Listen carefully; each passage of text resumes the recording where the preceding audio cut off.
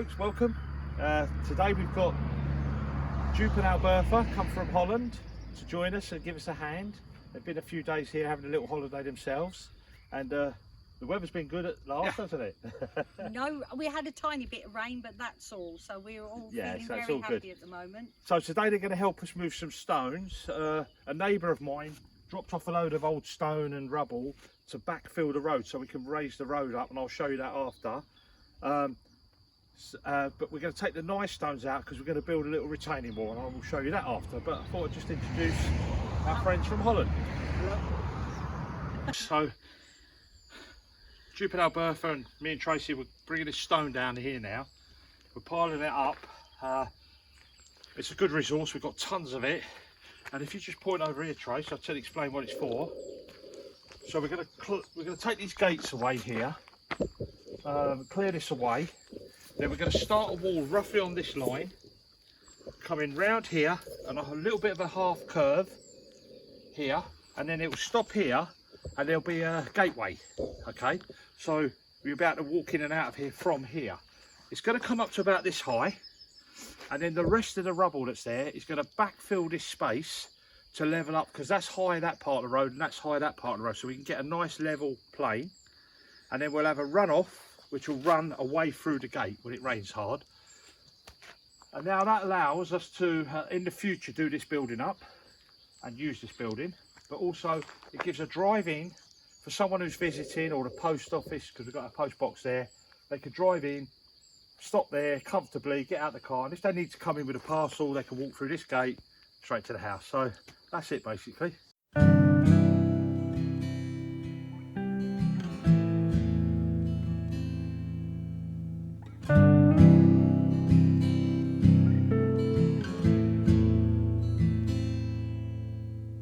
Bright up against the tide, it's always you and I when you want it. Brave, pushing on the waves for a place to stay. Bring the harbor, and our ships are passing. My love, this won't last. Our ships keep on passing, missing in the night, missing in the night, and this too shall pass.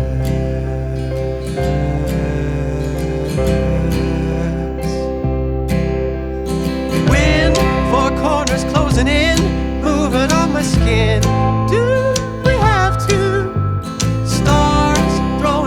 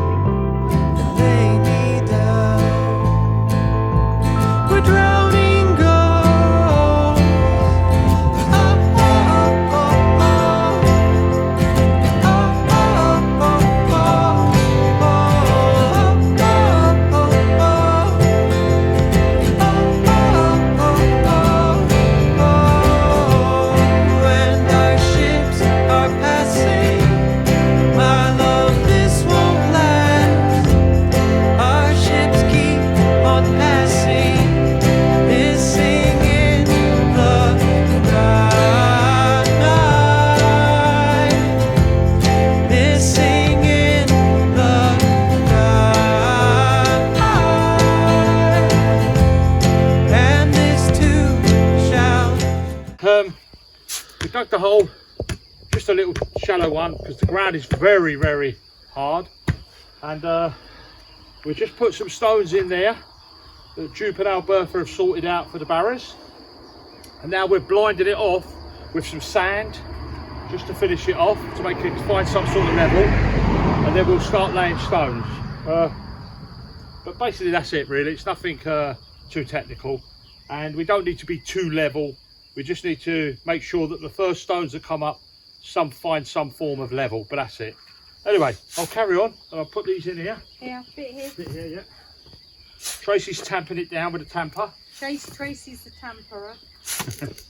And there, look, Budo. No, you don't need it. Just pull it over. Pull a bit over. There's too much up there. Okay?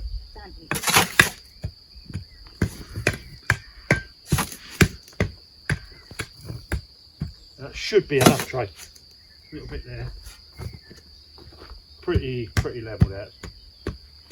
So, there we go.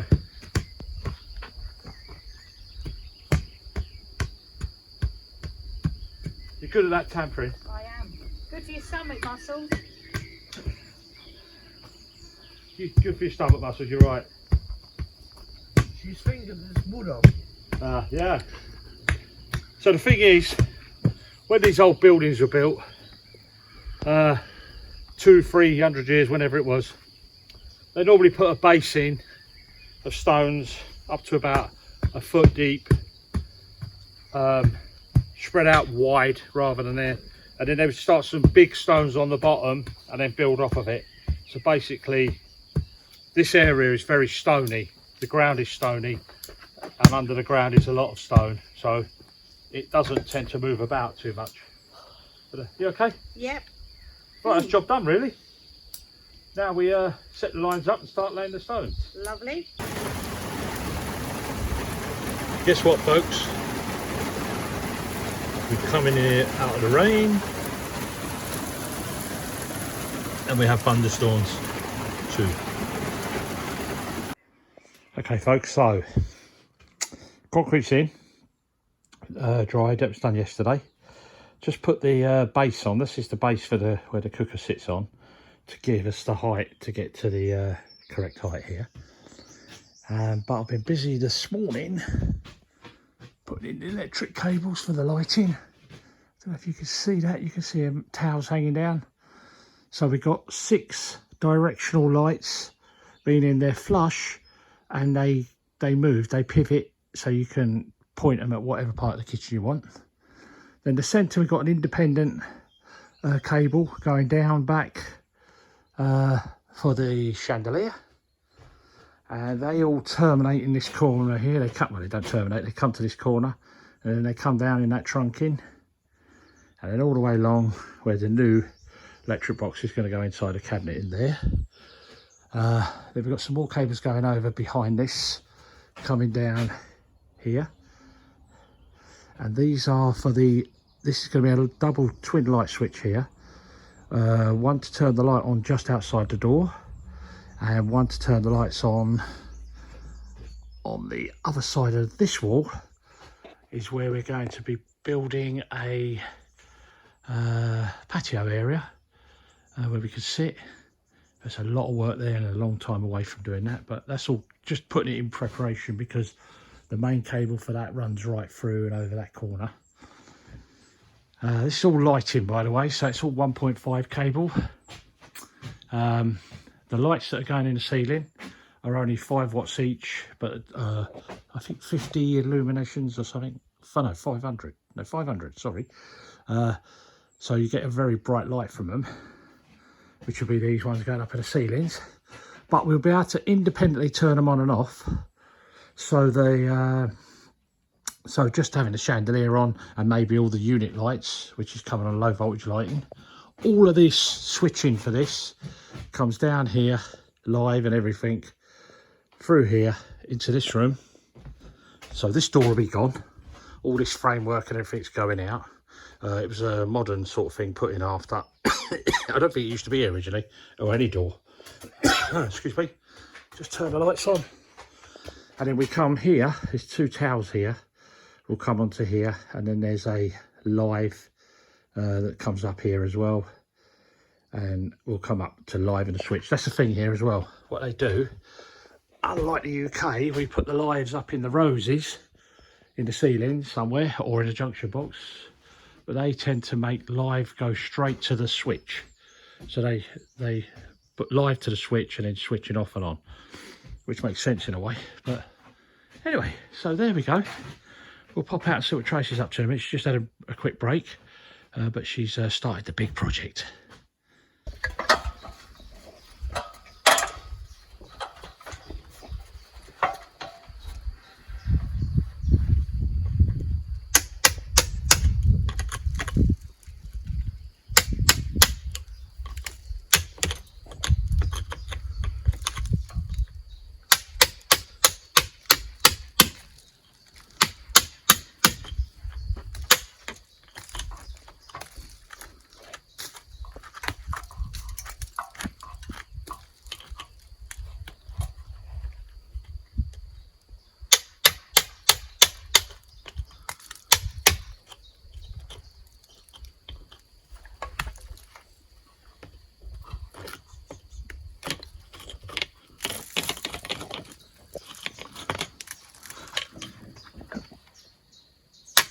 So folks, as you can see, Tracy started the back wall job now.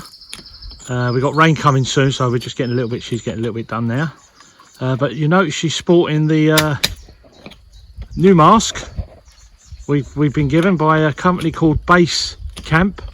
What are you thinking about it, Trace? Hang on. Very, very comfortable around your nose, around your head, at the back of your head. Yeah. You just feel, it's just got, it feels like it's padded. Yeah. It's because it's neoprene. Yeah, it's much better. I would highly recommend these. We've used a lot of masks, even the professional ones, and you just, I know they have to stop all the dust, but you feel quite restricted, don't you, using them? But these are perfect. Yep. Really okay. Good. So they're keeping that dust out of your lungs anyway, which is the most important thing, because it's an old lime dust and we don't know what's in it. Yeah, and of course, as I'm hitting it, it's puffing up, isn't it? Puffing up. So obviously I don't want to get that in my lungs. But my idea or my thinking is to do to here. Yep. I'm going to rake all this out, and I will show you after. I'm just going to do a little video of why I'm not moving this way yet in the raking out. Oh yeah. And then I'm going to point all this area, and then hopefully by the time I get to this section, something would have gone. Okay folks, welcome. Wanted to show you this mask. It's a twin set, so it's two masks, one for me, one for Tracy. This company called Base Camp kindly reached out to us. This is them, and you can check out the links in the description for them. They see all the different types of masks, but they reached out to us and sent these out to us. I'll show you it. I'll take it out of the package. So it's a beautiful mask, well designed in terms of its neoprene. Okay, and you have a liner mask inside, which you get refills. Basically, you just undo these little screw these off both sides, and then you change this white liner part. You saw it on Tracy. It fits absolutely beautiful, fits to the face lovely, and really good for dusty environments, sanding down, decorating, scraping off paint, mixing up cement, woodworking. It's a pro one, it's a professional, so it's the pro professional mask. Also comes with it, well, it doesn't come with it, but you can order these separately. Sorry, these little nose tabs, if you like.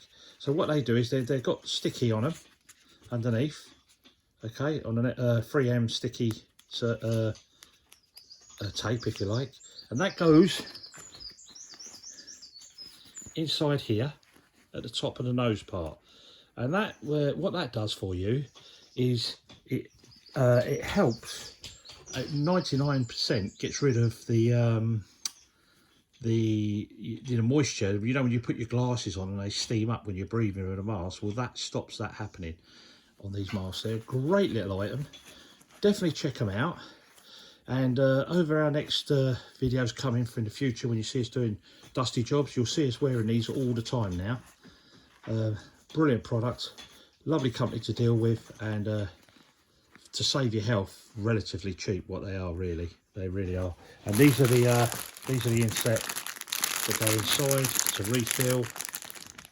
The refills, if you like, to, you know, for this part here, and because that gets grubby and dirty, wet with your moisture.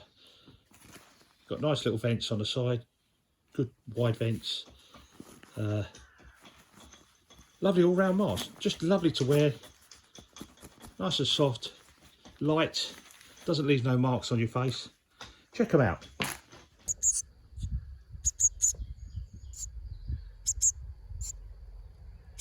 Don't know if you can see in there.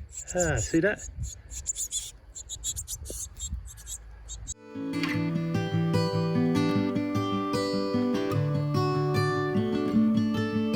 The light is fading fast from this old town, we gotta go. Our bags are packed, so what we waiting for? There's no point in delaying what we both already know. Escape this town with me. Escape this town with me. We could rent a room and watch the stars dance round the moon.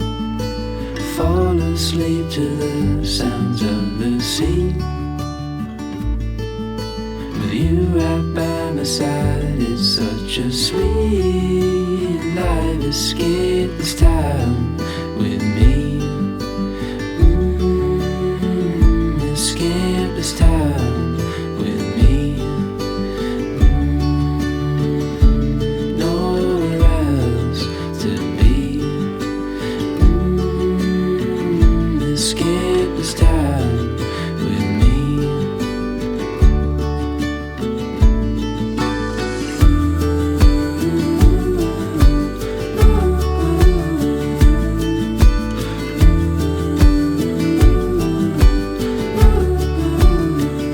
Escape this town with me. Escape this town with me. Nowhere else to be. Escape this town with me.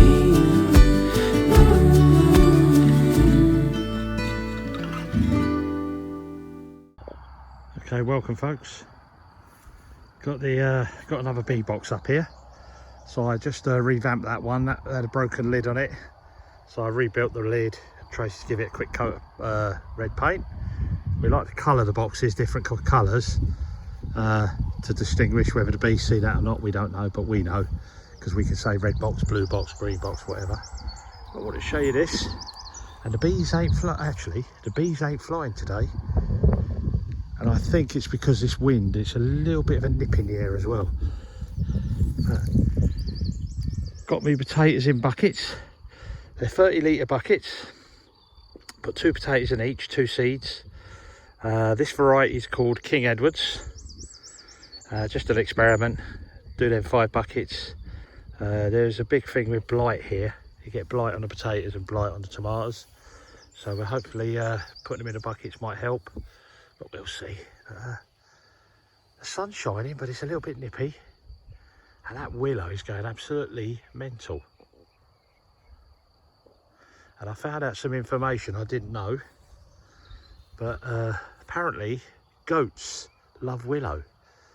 They love the leaves, they eat them, and we're just embarking on looking at maybe getting some goats shortly. Not straight away, but soon. Get a couple of goats and they can manage this bit of land for us, help.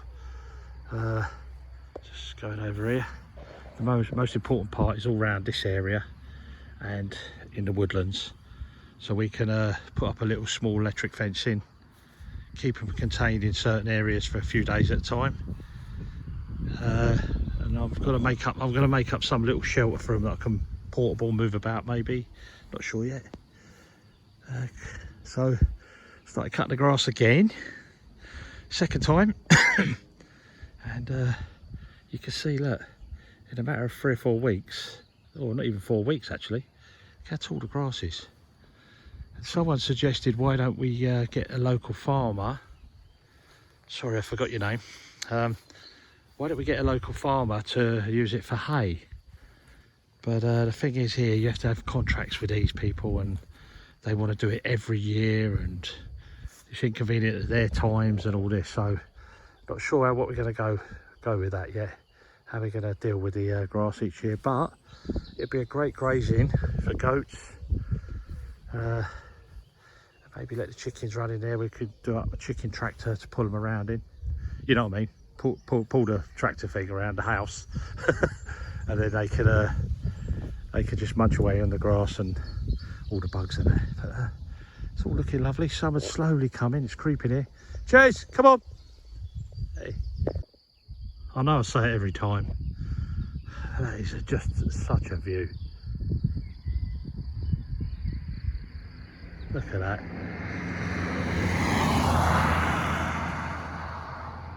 Cars don't help, but anyway. What I came over here to show you was, if you look along here, all the way across this front boundary line of ours to the road, me and Tracy have planted willows, golden willows. They're all cuttings, and it looks like about 90 to 95% of them have taken, but we put extras in. If you look at them, we put them in at staggered like this, yeah, so we knew that 1 or 2 might die off, and then we can just push them new in there. But I basically just made the holes, pushing a pole in, a steel rod, and then Tracy followed behind, and she was putting the willows in, watering them, and then stepping them in. And that will grow. You know how fast it grows. You saw our the one we done up in the potager, how quick they've grown. So hopefully in a year's time that will be shielded out here, and then we'll keep it cropped low, or not low, about 5 foot, and keep it like that and get it dense, and then start to interweave it with itself as well as it's growing, so it's a living hedge, sculptural hedge if you like. Do a lot with willow, as I said earlier. Goats love it, which I've just found out. I've done over there as well, and cleared that little area there. Started to expose the bread oven a bit. There's a big round chimney bread oven in there. That's all later. Just admiring all the plants and flowers coming up, you know. Foxgloves, daisies, buttercups, lavenders. Look, all the little heads are coming on them for lavender. That's going to be twice as thick as it was last year. And we've got another 1, 2, 3, 4 rows to go in. So I've got to start prepping them in the next few weeks, or week or two. But it's just so lovely. Just have a walk around and take in what you've got, you know, what you're a custodian of and look after, or own if you like. Well, no, we don't own nothing in this world, no one really. We just look after it all until we're off to the next realm. Now, I said earlier when Budo was filming me, I would show you the reason why I'm not touching this side of the wall or the back of the farmhouse for pointing or raking out. And I'm not sure if you can see, but there's baby chicks in there. We are not sure. I'm hoping we'll be able to capture the mum coming in with feed for the little chicks. But she does resemble a blue tit back in the UK, but we are not 100% sure. So if anyone knows, if they can put it in the comments. But I'm just going to turn it off for a second, and if I capture her coming back to the nest, then I'll try and film her.